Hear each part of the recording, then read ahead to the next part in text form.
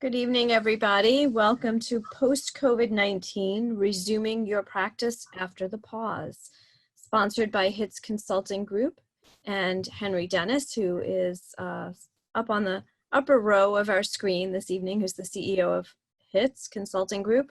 I'm Teresa Jacobellis. I'll be moderating this evening's discussion, and I also want to welcome Kathy Beccarino from HITS. And let me begin by telling you about our two expert presenters this evening. We're very pleased to have their expertise with us.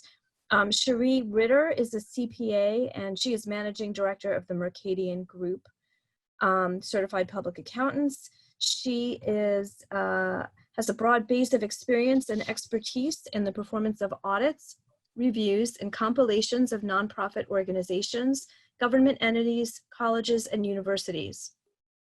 She works regularly with clients that receive funding from the State of New Jersey Departments of Human Services, Children and Families, and Education, and has robust knowledge of their rules and regulations. She also has extensive tax planning and preparation experience for individuals, for-profit businesses, and exempt organizations. Cherie focuses on business planning and consulting for nonprofit entities and businesses in such areas as budgeting, cash flow management, accounting systems design, and board governance training. In addition to providing her expertise on these matters, Cherie is currently the head of Mercadian's COVID Consulting Task Force, assisting clients with loan application and forgiveness assistance, cash flow projections, grant management, and other business advisory services to help businesses and nonprofit organizations navigate through these very uncertain times. So welcome, Cherie. And before we hear from Cherie, we're going to first hear from Roy Breitenbach. Roy is he is with Garfunkel Wild, a healthcare legal firm, and he is a skilled trial lawyer with over 25 years of experience in healthcare and commercial litigation. Roy helps healthcare providers and other clients successfully and efficiently resolve their business, employment, and disability access disputes. He particularly focuses on working with healthcare providers to resolve their disputes with managed care companies and other third-party payers, helping employers avoid and, if necessary, successfully resolve employee disputes, and working with healthcare providers and other business to resolve disability access disputes with patients or customers. Mr. Breitenbach also has extensive experience in helping clients successfully navigate business divorces and unfair competition problems. So without further ado, we'll let Roy begin with his presentation. Okay, thank you very much, Henry and the team at HITS Consulting. Thank you for giving me this opportunity.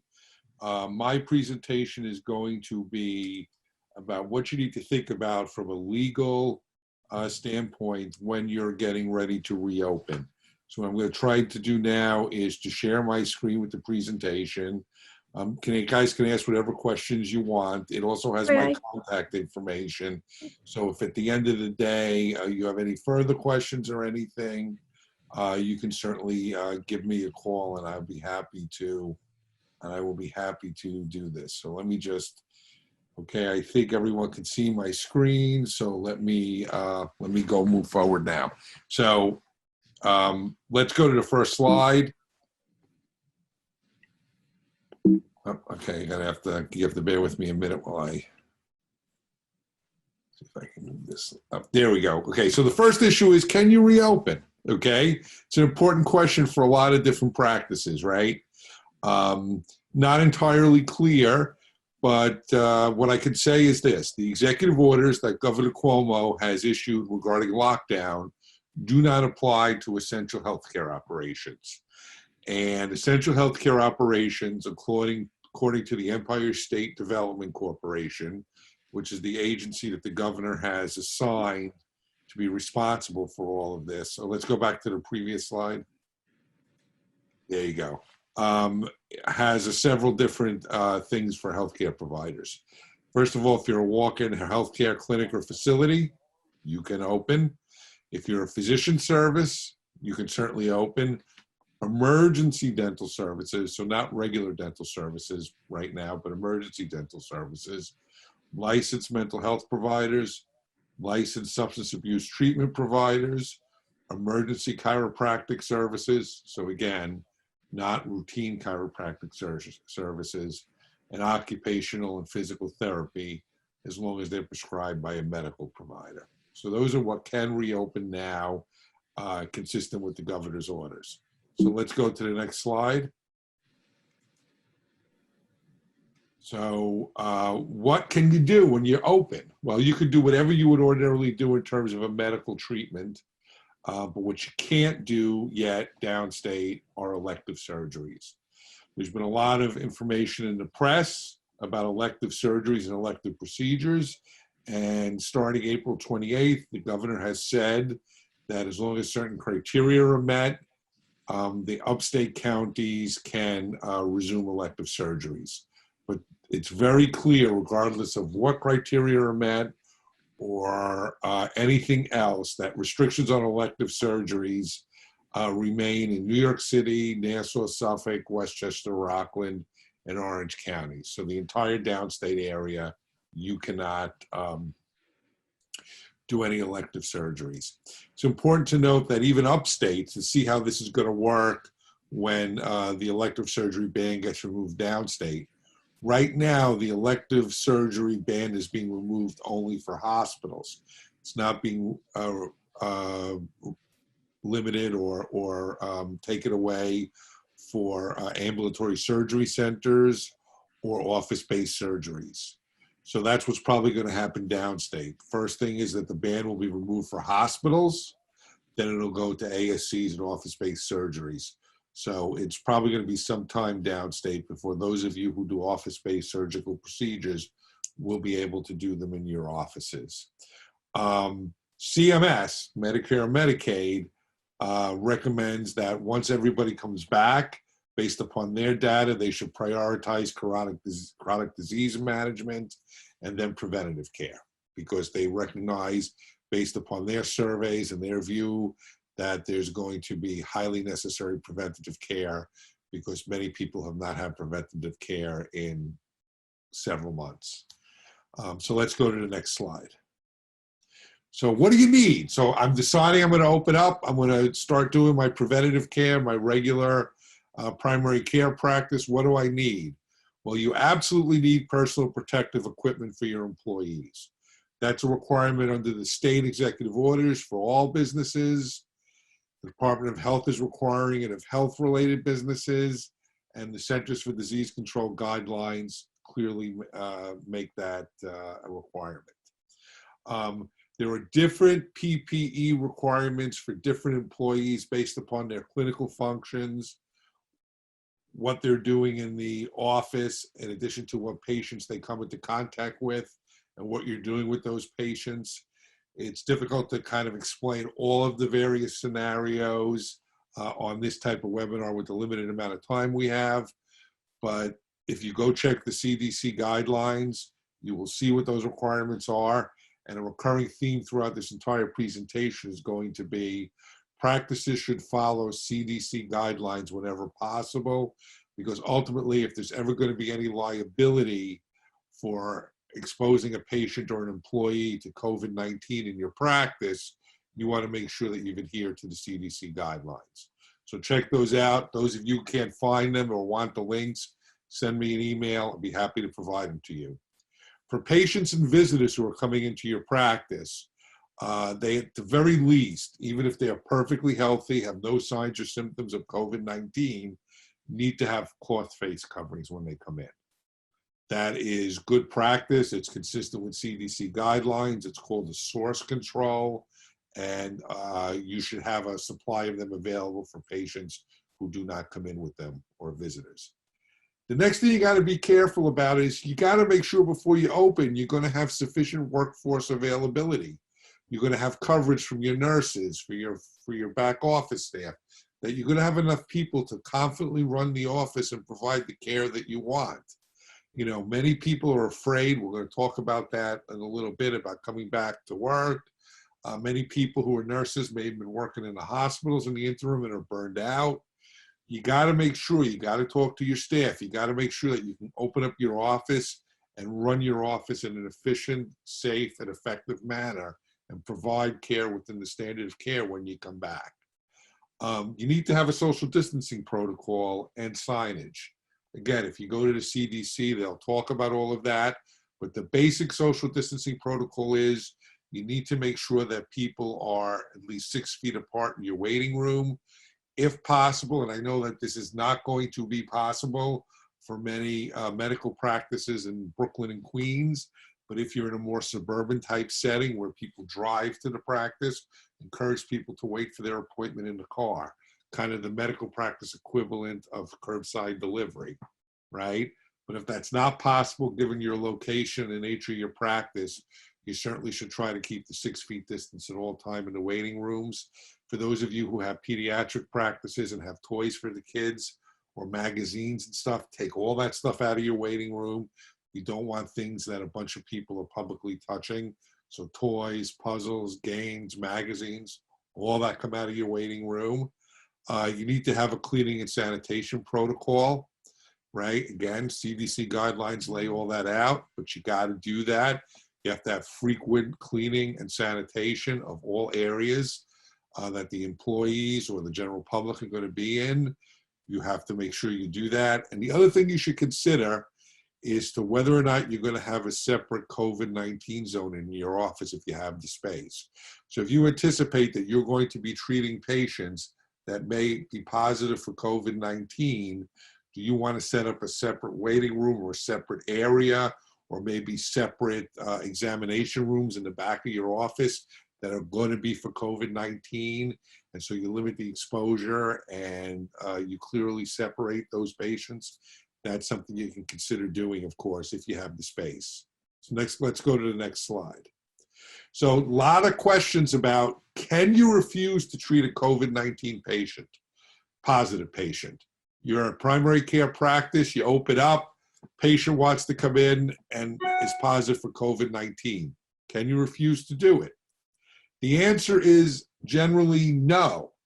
Outright refusal, if you outrightly refuse, likely violates federal, state, and local disability discrimination laws. So an outright refusal is impossible, but you can and should screen patients both before they come in, if you're doing an appointment-based and not a walk-in based, and at arrival, if you're doing a walk-in based, okay, to determine their COVID-19 status. This is okay, legal commentators are saying, although there haven't been clear pronouncements from the federal government on this, but everyone seems to be coalescing around the concept that it's okay to do this in order for medical providers to provide appropriate treatment and avoid inadvertent exposure of other people, okay? So you can't refuse to treat them, but you certainly can screen them to determine what's appropriate to do with them. And then once you determine their COVID-19 status, you can take reasonable steps that you need to take to isolate potentially positive patients. So that could be, for example, if you could render the services via telehealth, tell somebody calling who's COVID-19 that they don't have to come into the office. You can treat their condition by telehealth, as long as treating it by telehealth will provide a materially equivalent type of treatment. You again may want to put those patients in a separate waiting area if they have to come into the office. You may, consistent with CDC guidelines, give them special personal protective equipment. Make sure your staff has personal protective equipment. So those are things you can do. And of course, in many cases, you will be able to ban COVID-19 positive non-patient visitors. So if somebody comes in with a visitor, right, someone's accompanying them to the appointment, if that person is COVID-19, in most cases, you're going to be able to prevent them from coming in. I think that you have to be reasonable about this. Obviously, a mom of a child who needs care and the mom is COVID-19 positive, you may not be able to do that. Somebody who may be assisting an elderly person, you may not be able to do. Those are all things you have to take into account. But generally, a lot of the laws regarding discrimination are kind of being glossed over during this time period.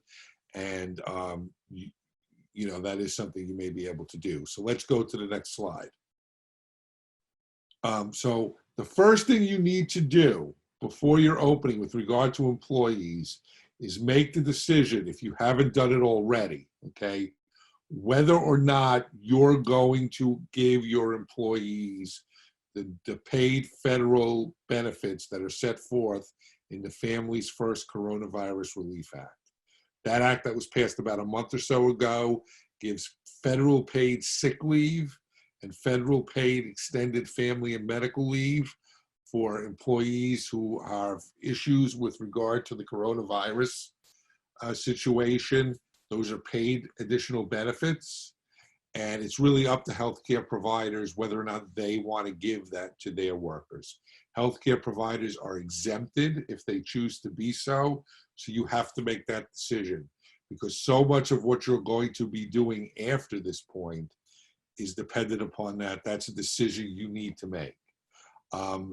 If you do decide that you want to provide those benefits, so you're not going to exempt them, then you can pay for those benefits with tax credits that you get, okay, payroll tax credits, but you can't count the payment of those benefits against your PPP loan, right? Because that would be double dipping. But if you want to do it, you can do it. You have to follow the law. And again, you'll get tax credits to pay for it. But if you don't want to do it, if you want to declare that your workforce is exempt because they're healthcare providers, that is your right. And then you don't make the pay, then they're exempt, and you don't give them the benefits, and you can't get the tax credits.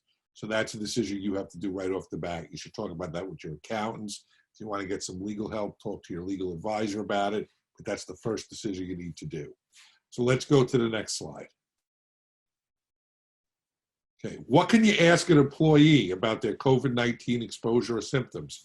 So you decide to open up, your employees are going to come back, but you got to know what you're dealing with among your employees. You can screen employees for COVID-19 exposure symptoms before they go back to work. And indeed, you can do that every workday to see if the situation has changed. So you do have a lot of leeway in that. You can ask the employees, for example, if they're experiencing symptoms of COVID-19, such as fever, chills, cough, shortness of breath, loss of sense of smell, things like that. You can certainly ask for that. You can even take daily body temperatures of employees to determine whether or not they may be COVID-19 positive. You can do all of this. It is not illegal. It is perfectly permissible.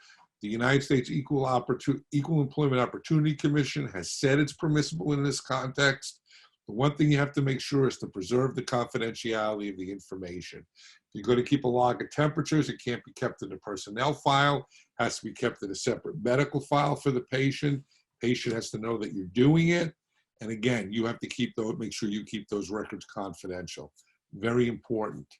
Okay, so let's go to the next slide. You absolutely can require employees with COVID-19 symptoms to stay home. They clearly pose a direct threat to fellow employees and patients, and you can direct that they stay home if they have COVID-19 symptoms. Absolutely can. You have to be aware that if you do that, though, and they're entitled to paid sick leave, you've decided to give paid sick leave, or they're entitled to paid sick leave under state law, they may be entitled to it. If they have PTO time available, they may be entitled to take it. Those are things you have to be cognizant of, but you absolutely can require them to stay home, and you should require them to stay home, okay? You can also require, and you should require for documentation purposes, that before they return from work, they get a medical note saying that they're fit to return from work. Ideally, I would like that to be from a provider other than somebody in your office, so that it's somebody, quote, independent in case there's any issues. But you can require that, and you should require that. And again, I'm going to go back to the CDC guidelines. There are CDC guidelines regarding how do you handle workers returning, healthcare workers returning who've been exposed to or been diagnosed with COVID-19, and what they can do, when they can come back, what type of PPE they have to wear, all those types of things. You should look at those guidelines and follow those guidelines as much as possible, because it's a liability control issue. So let's go to the next slide. Big issue, I know this to be the case, is fearful employees. Employees who don't have COVID-19 symptoms, but are just, look, I'm afraid. I don't want to come back. I'm afraid I'm going to get it. I'm really scared. So how do you deal with that, okay?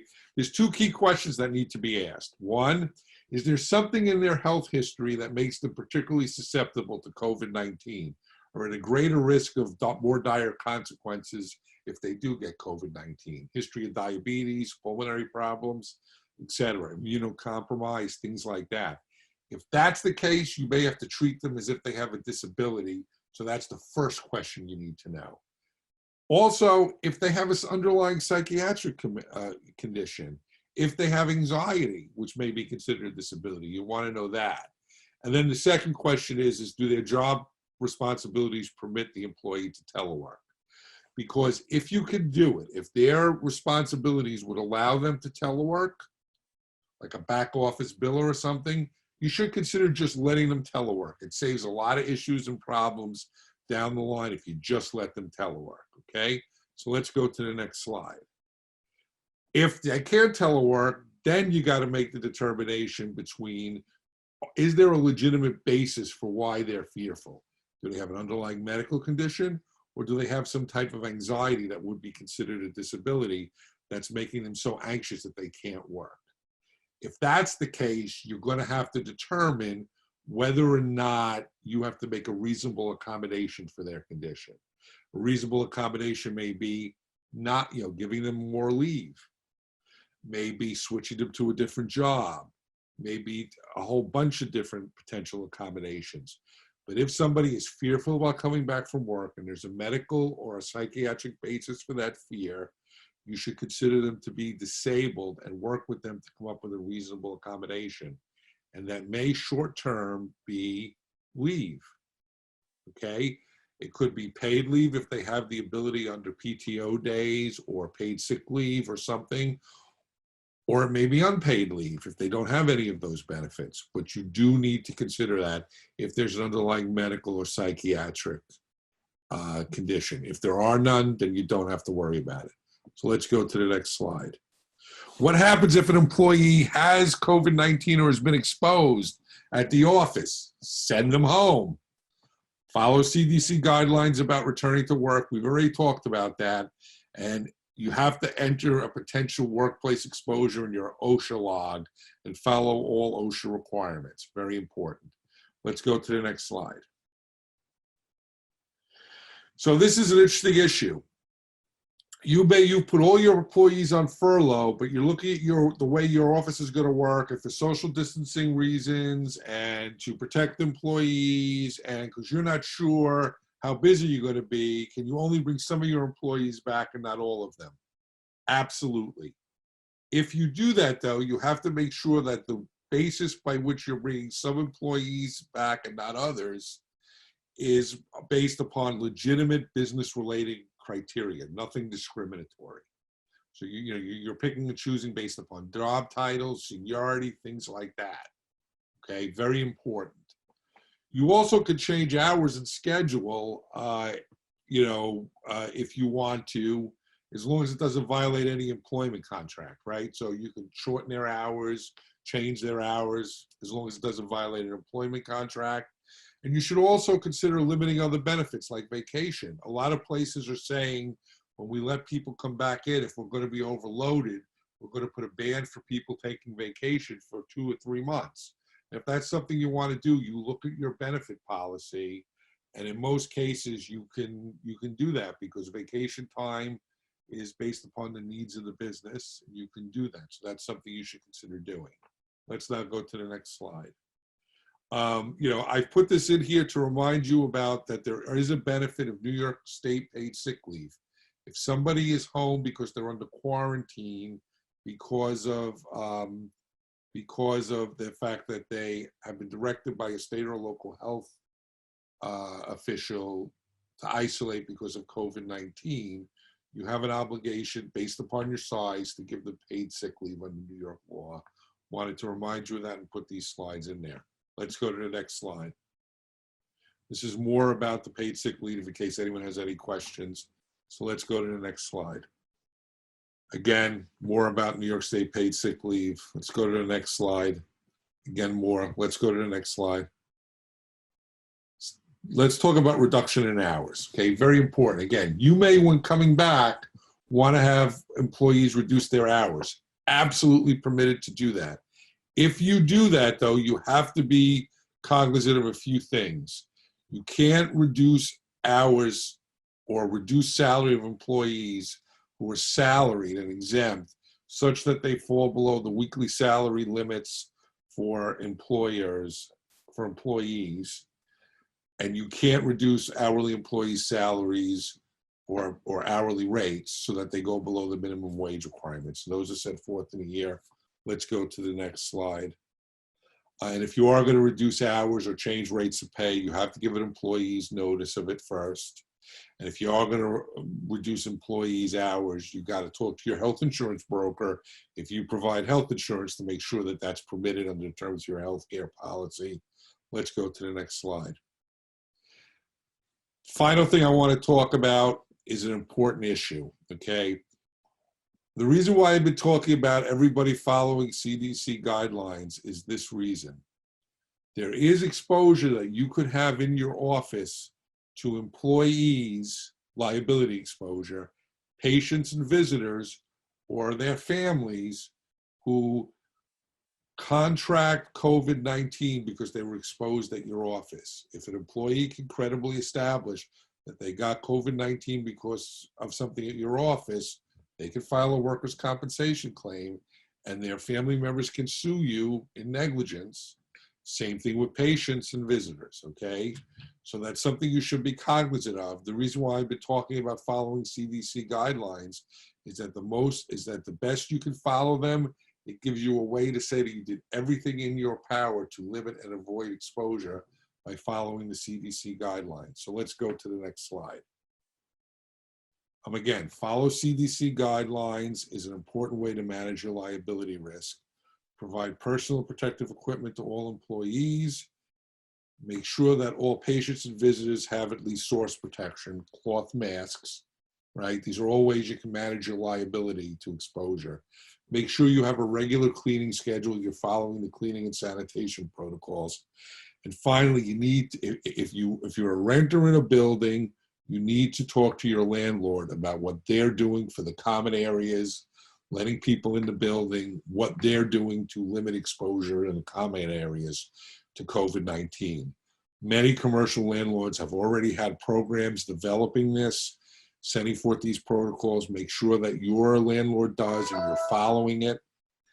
And with that, my part of the program is over. We can do questions at the end, or you can send me, and I probably went over a little bit, or you can send me questions by email or by phone. I'd be happy to talk with you about them. Thank you for listening.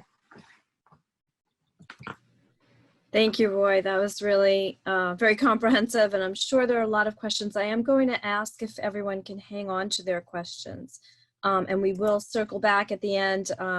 I want to get to Sherry's presentation, and let's get through her information, and then, as I said, at the end, we'll be able to circle back and get to everybody's questions. So I'm going to bring up Sherry's slides, and hopefully everybody can see them.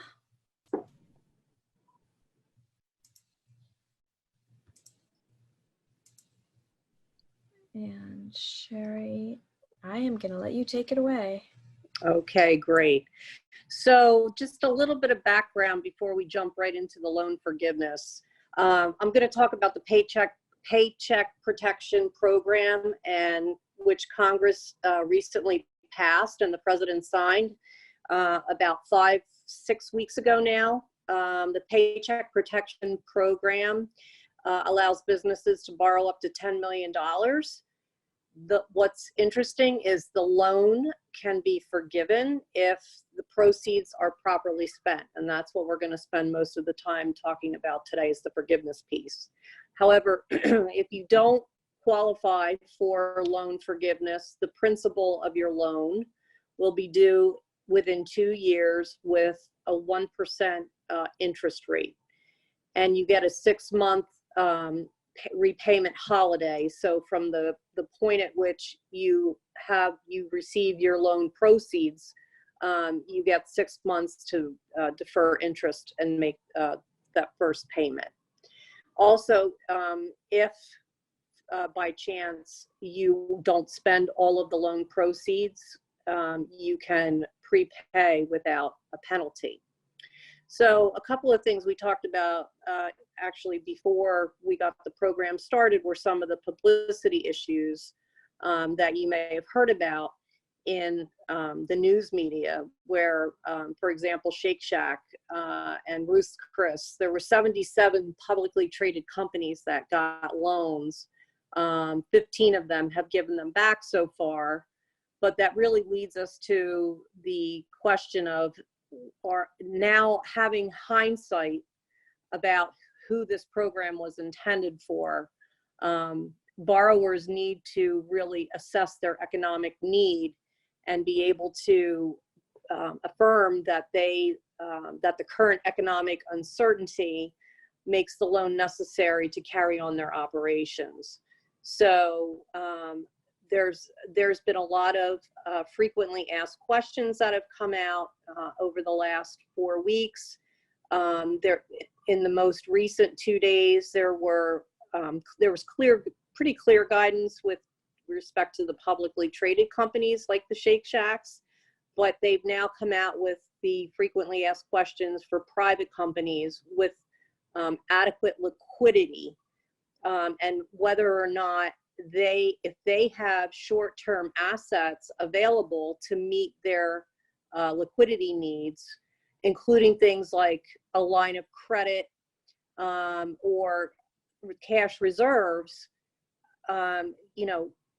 should you think about returning those funds? So it's not forgiveness specific, but because there's so much media press out there, and the frequently asked questions continue to come out and give guidance as to whether or not those that thought originally 5 weeks ago they could make an application for these funds, if the information in their fact pattern or facts and circumstances are such that, given what we know today, would they have made the same decision today as with the current information that they made 4 weeks ago in making an application? I'm not suggesting that somebody should just turn around and give the money back, but it's definitely something that you want to think about if that particular situation is your situation. So in terms of forgiveness, there are 4 inquiries that you need to make that affect forgiveness. And this dovetails directly into what Roy was just talking about. So it's headcount issues. So will you continue to have a reduction in headcount from post-loan? So from the point at which you've received your loan proceeds.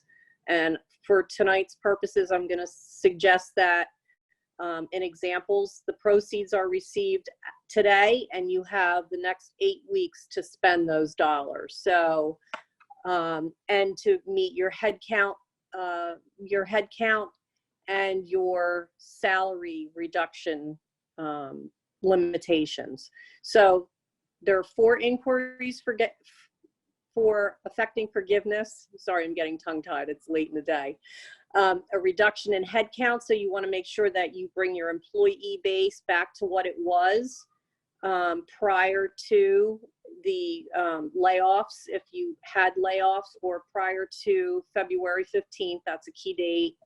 You want to make sure that your employees' base pay and average pay come back to the level that they were pre-loan.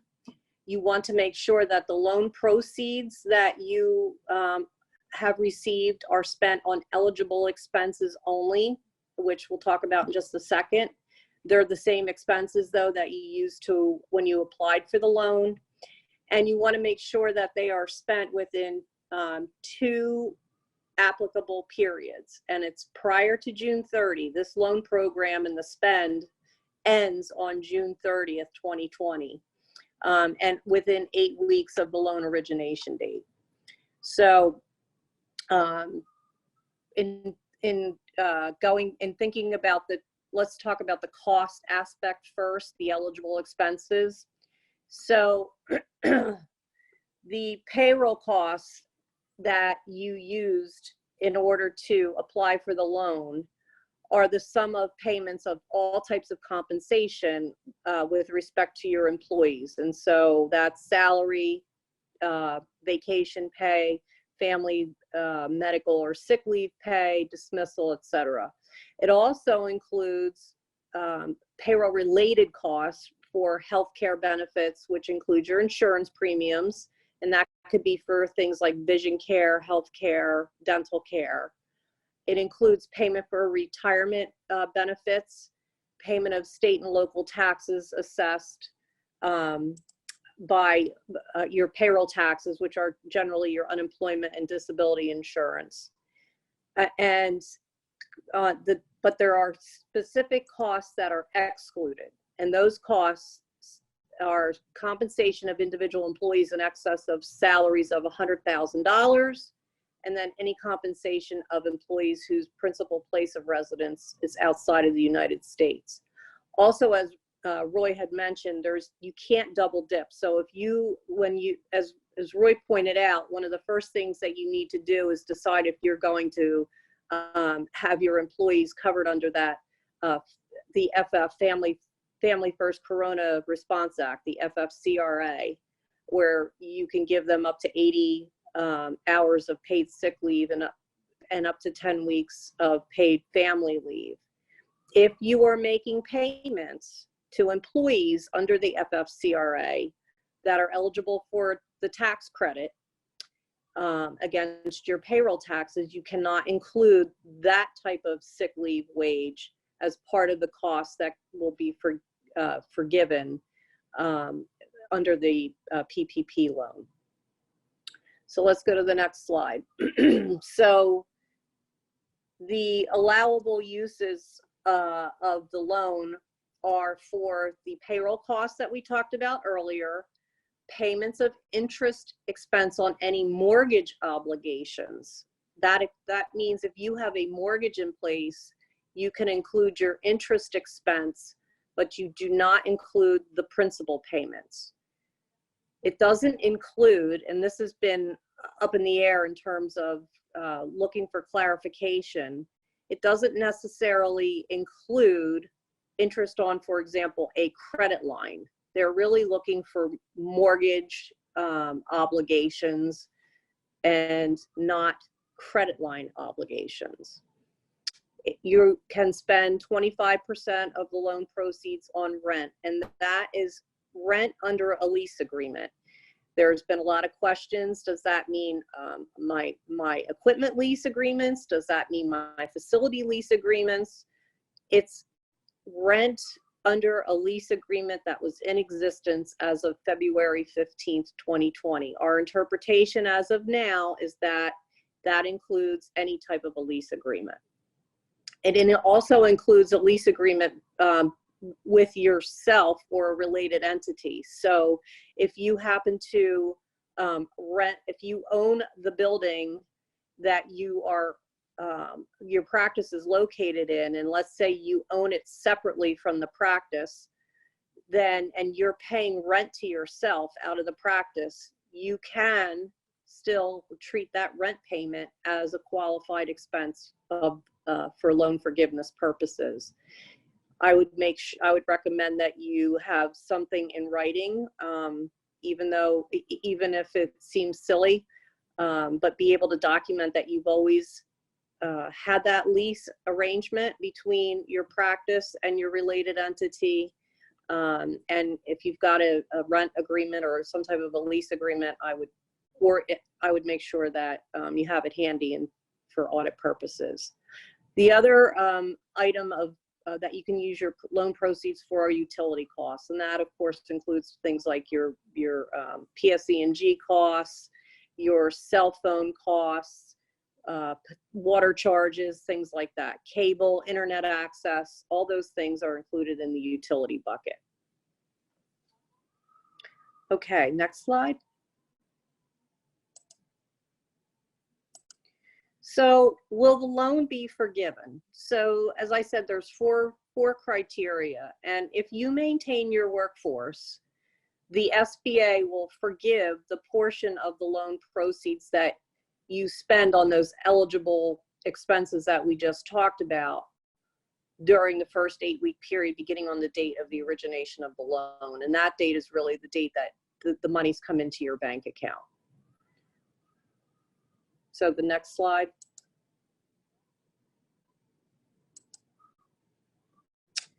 The second criteria is if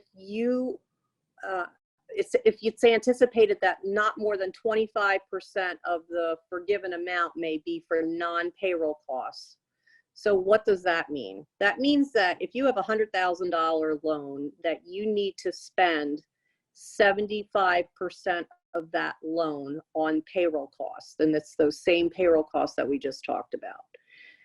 If you fall short of that, where it's really not clear right now, and we're still waiting for more guidance to come out, if you fall short of that 75%, even though you may have spent 35%, for example, on non-payroll related costs, does that mean that the entire loan will not be forgiven? So if you don't make that first threshold, if you don't spend at least $75,000 of that $100,000 on payroll costs, and let's say you only get to 70%,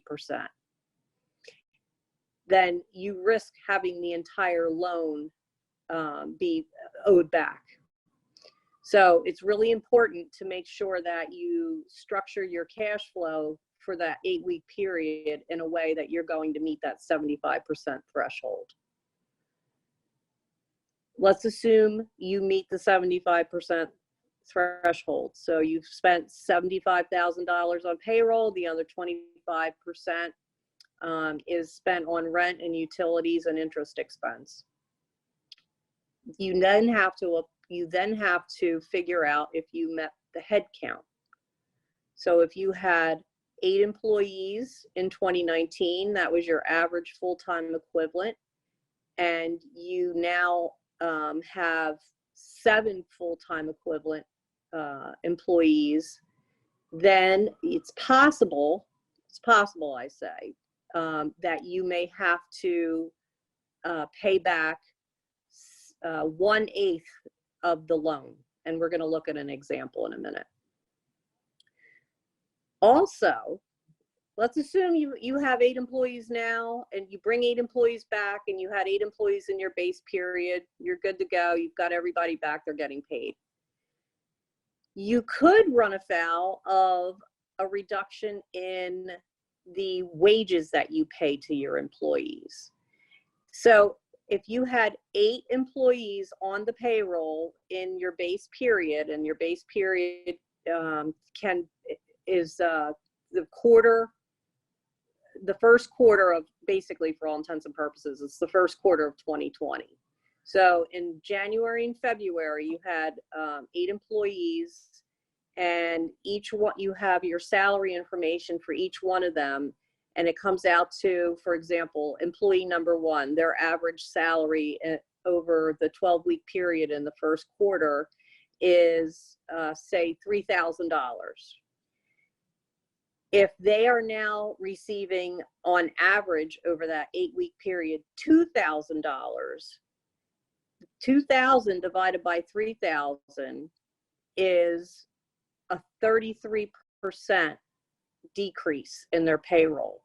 That means that you would have to, if you don't have at least 75% of their base salary being paid to them in the 8-week period, you'll have to pay back the difference. It will not be forgiven. Well, let's move to the next slide.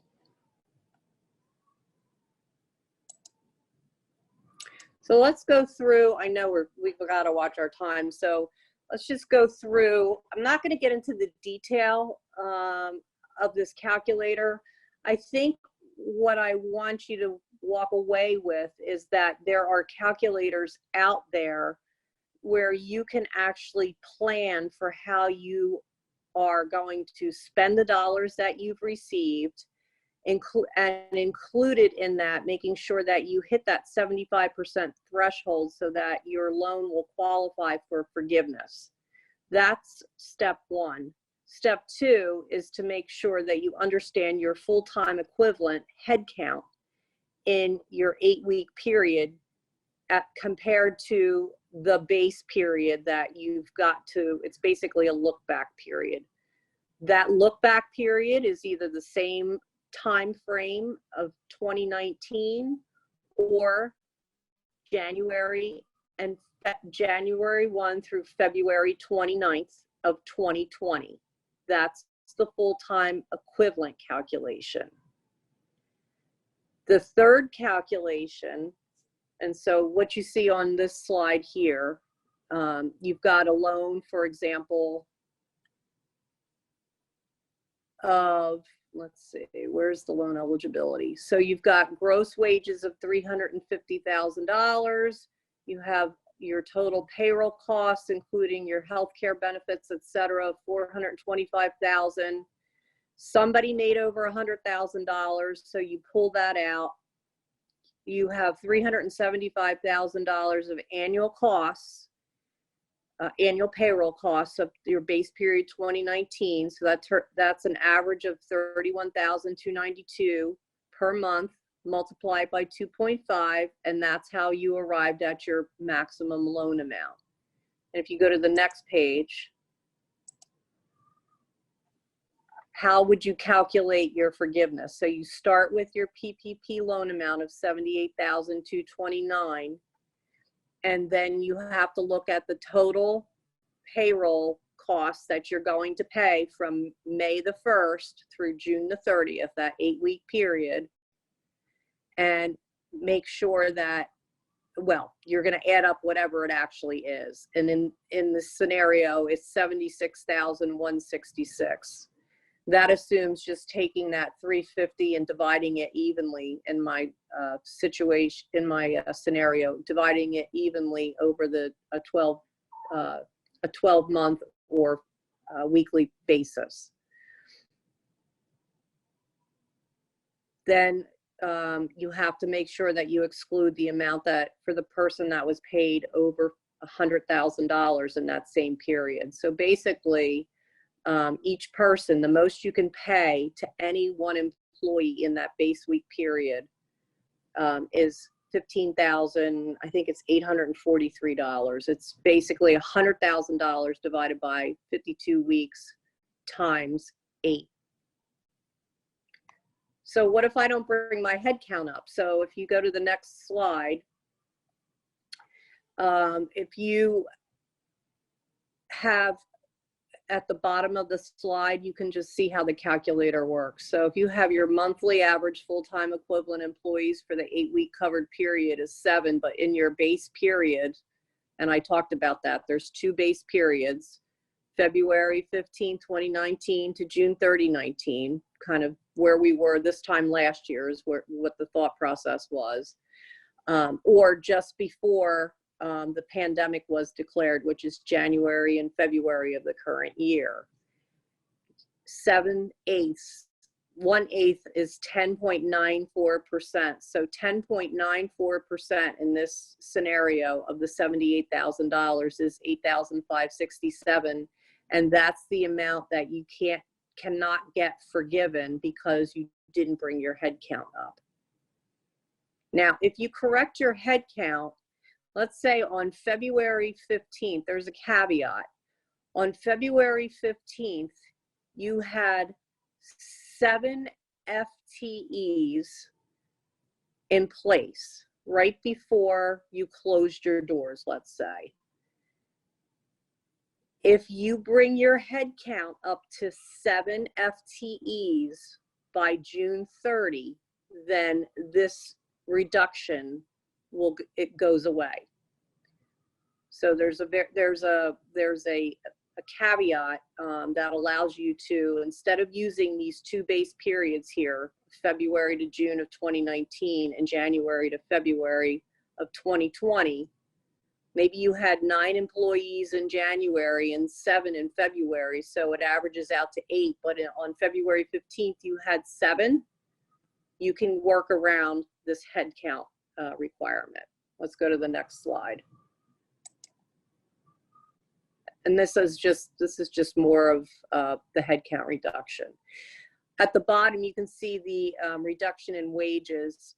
I'm not going to get into the detail of the calculator. I'd rather just tell you a little bit about what I know as of right now, which is if you had, in my example, 8 people on the payroll, 8 employees on the payroll, all of which were earning under $100,000 on an annualized basis, in that first quarter of 2020, you need to come up with what their average pay is on a weekly basis, and then compare it to what their average pay is going to be on that 8-week basis, and make sure that you haven't given anybody a haircut of more than 25%. Because if you do, then you will sacrifice some more loan forgiveness.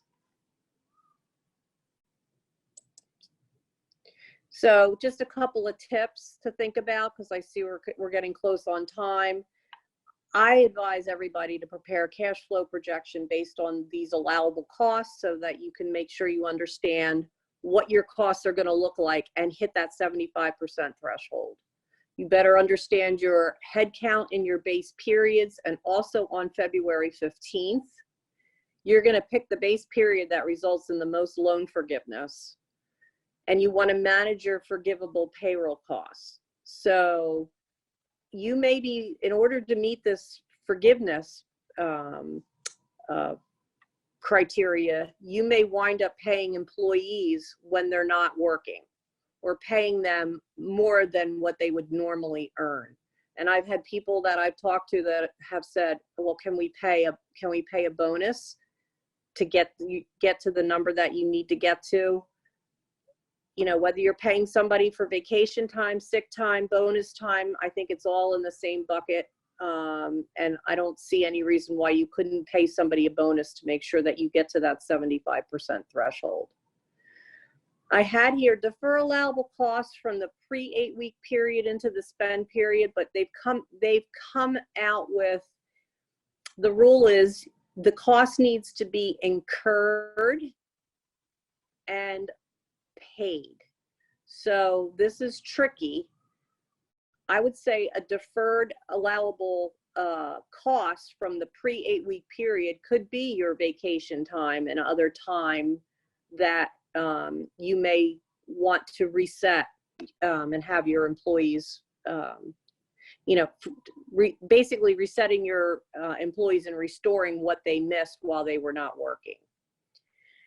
And in terms of accelerating spend period costs, if possible and sensible, I think you need to make sure that you can't prepay costs. That's one thing you can't do. You can't prepay costs. But if you normally pay your payroll once a month, let's say, and your last payroll for the month of June is going to be paid on July 1, you should think about a special payroll to make sure that everything that was incurred in June, all the costs that were incurred in June, are actually paid in June. Okay, the next slide, just everybody needs to understand that the forgiveness is not taxable. Normally, if you have cancellation of debt income, it's taxable for tax purposes. And then the final 2 slides have to do with the forgiveness application. And so everybody is going to have to submit a new application back to the lender, back to the same bank that you got your funding from, after the 8-week period passes, and verify your FTEs, verify your pay per employee, and verify all of the expenses that you are showing as part of the allowable expenses for the forgiveness. And the final slide, certification of the representative of a borrower. You're going to, again, have to make a certification that all the documentation that you've submitted is true and correct, and the amount for which forgiveness is requested was used to retain your employees and make the applicable payments. And at some point, once the SBA gets through the lending process, I'm sure that they will have documentation and forms available for the banks to provide to their borrowers. So that's it quickly. It's a lot to digest. It's an awful lot. It is. Thank you so much, Sherry. That was very comprehensive and very informative. And I want to just turn the floor over to Henry for a few minutes to find out if he has some closing thoughts. Thank you. Thank you, Teresa, for hosting. Much appreciated. Roy, Sherry, a lot of information. Thank you so much. I am pretty sure that everybody would agree it was time well spent, but they will agree as well there is even more time to spend on the material. So, and the good news is that you are available. So if they need to reach out to you, we have your contact information. As everyone is getting ready to open their practices, some practices have already opened. So two things will happen. Obviously, we have been recording this webinar and we will be posting it on the website tomorrow morning. And you will get a link. If you missed anything, you can review it at your leisure. We know a lot was covered tonight. And then the other part is that we will be bringing some doctors that have opened their practices. They have had experience for 1, 2, or 3 weeks since they've been in operation. So you can learn from their experience. So that will be happening next week. We'll send an email to that effect. So thank you so much, everyone, for participating. I'm sure there is plenty in the chat at this point, so we will be taking the questions. So if you have not been typing into the chat, this is the time to do so, and we'll try to field as many questions as possible. So, Teresa, you take it away. Sure. So please type your questions. I know that you probably have many questions that can benefit all of the other attendees. So I would ask, instead of having everybody sort of speaking over one another, if you don't mind typing your questions into the chat, and we'll try to sort of field them all in a more organized fashion that way, if that's agreeable for everybody. So please type your questions into the chat and I will read them out for everyone to hear, and then one of our experts will be able to respond. Give that a minute for everyone to have an opportunity to do that. Or perhaps there are no questions because there was so much great information. Or because it was so confusing. This is Dr. Masood. I have a question. I have an office. I don't have any. I don't have any payroll, but we are not getting any revenue. Does that qualify for the physician to apply for unemployment based on that particular office, individual office? I'll take that question. So unemployment, you either have to be an employee, okay, and you're not getting any salary, or based upon the provisions of the CARE Act that created pandemic unemployment assistance, you would traditionally be ineligible for employment because you're, for example, a business owner, or you're an independent contractor and you don't have a sufficient amount of revenue coming in. So if you fall under any of those categories, you could apply for unemployment. If you're a business owner, you're an independent contractor, because of COVID-19, you don't have revenue coming in, your revenue is below the threshold for unemployment, you can apply to unemployment. You should go on the website and apply, and you'll be entitled to the unemployment. I have a follow-up question on that. See, the situation is that the physicians own multiple business, let's say 3 companies, and each of them, they're getting some revenues from some of the companies and some they're not getting any.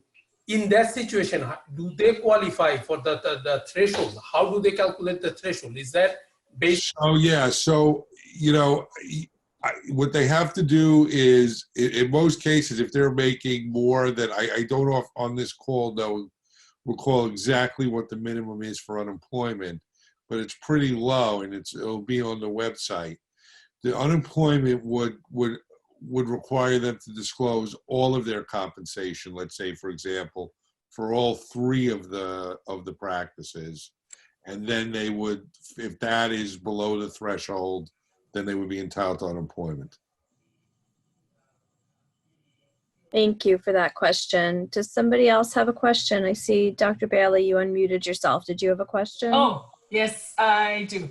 My office is in a building. I do not have a mortgage anymore, but I pay maintenance because it's a co-op building. Would that be considered a forgivable part of my loan, the payment of maintenance every month?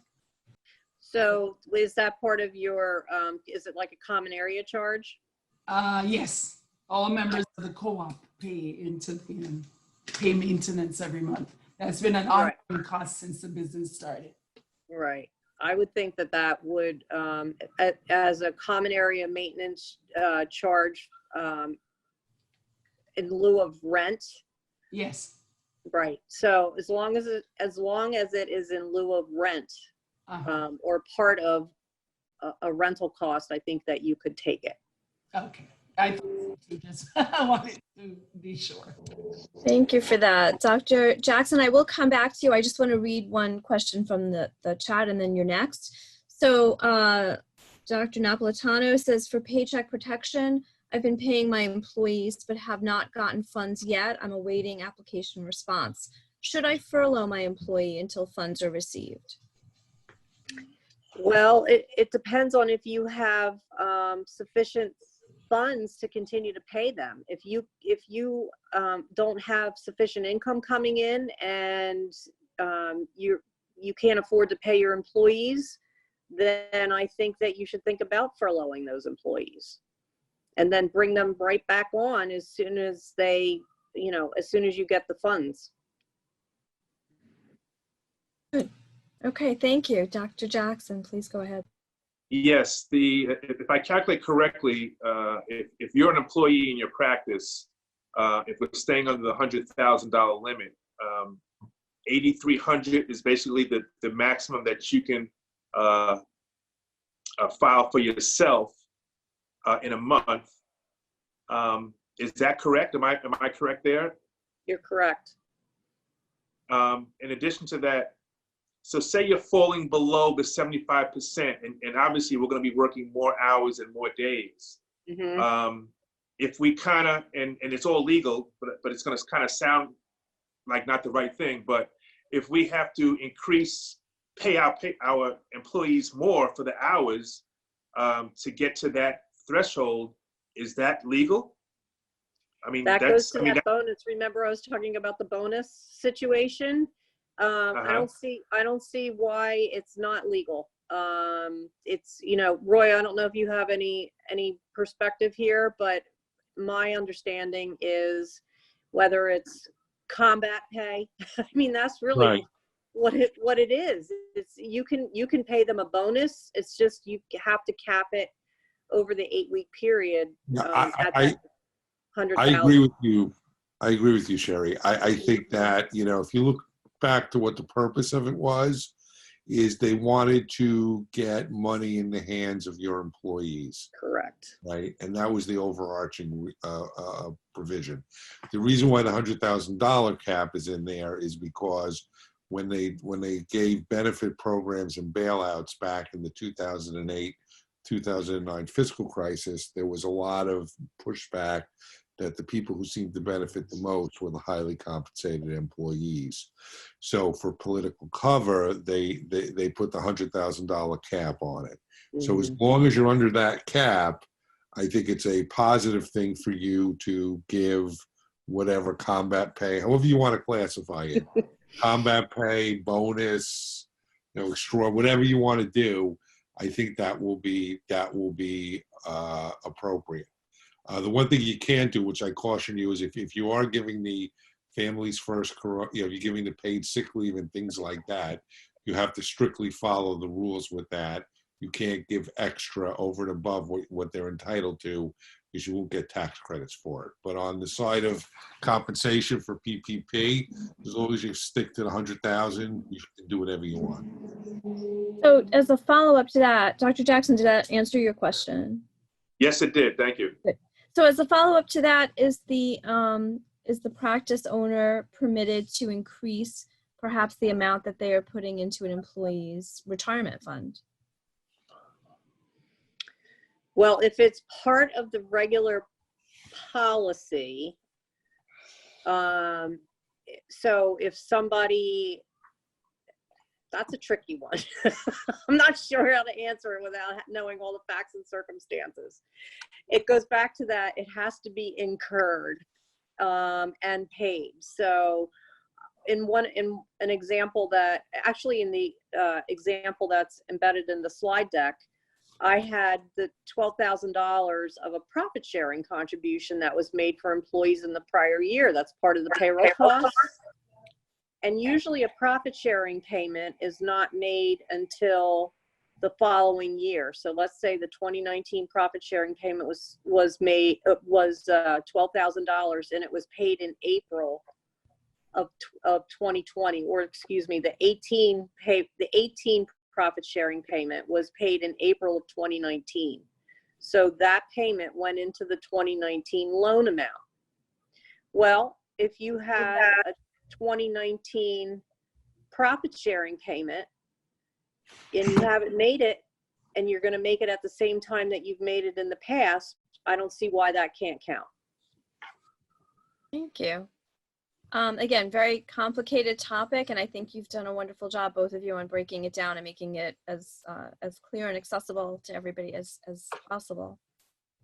Henry, any closing words? I don't see any other questions, so I'll. I have one more question, if that's okay. I have one more question. I'm not sure why this doesn't apply to part-time employees, or it seems it doesn't.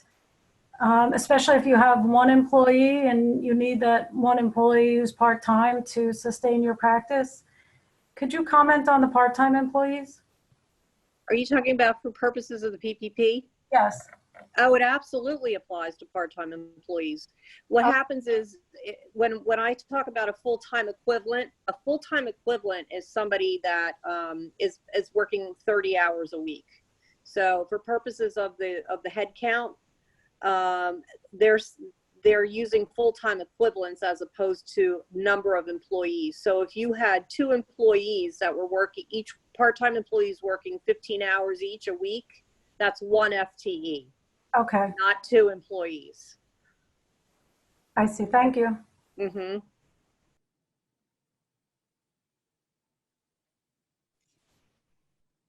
Okay. Well, thank you again. I think we'll wrap it up, Henry.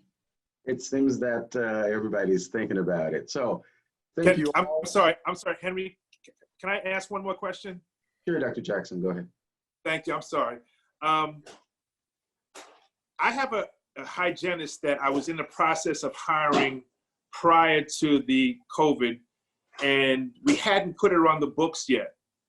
And we're currently getting ready to put her on the books.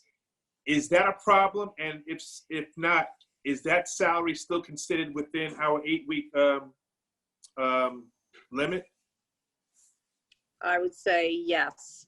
So you can, the problem that she'll go to the head count. The salary costs are part of the allowable costs.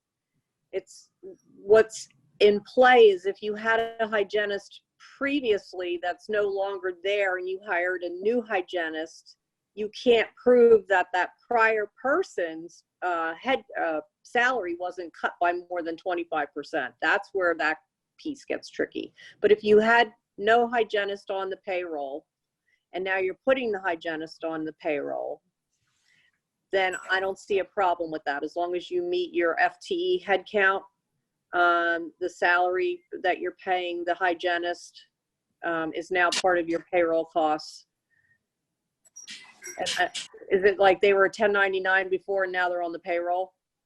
Well, actually, we had a hygienist before who was a 1099, and she left. And then we were getting ready to hire this young lady who wants to be a payroll, wants to be a W-2, Mhm. And this would actually put us one person above our number. I see no So- reason why you can't do it. Okay, great. Thank you. Very thorough. Thank you. So that wraps it up for tonight. Thank you so much, everyone. This presentation is being recorded. We will have it on the website by tomorrow morning. So you could always come back. We will send an email with the link. You can take the time to review this at your leisure. I see that Dr. Richard Jackson is trying to get some attention. So we will send an email out. Thank you again for attending. Next week, we'll bring physicians that have opened up their practices and willing to share their experiences. So we'll send you an email to that effect, and we hope to see you again, same station, next Thursday at 6 p.m.